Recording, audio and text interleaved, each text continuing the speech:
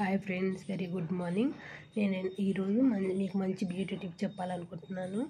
అదేంటంటే బెల్లం face wash.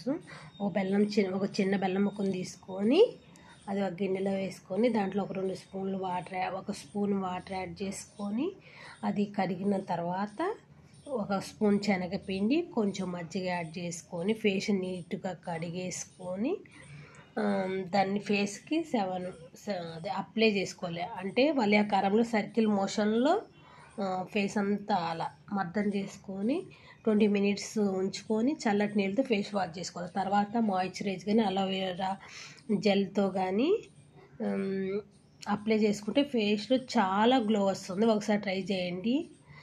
ఇలా న్యాచురల్లీ ట్రై చేయటం వల్ల మనకేం నష్టం ఉండదు కదా. ప్లీజ్ ట్రై చేసి రిజల్ట్ ఎలా ఉందో చూడండి.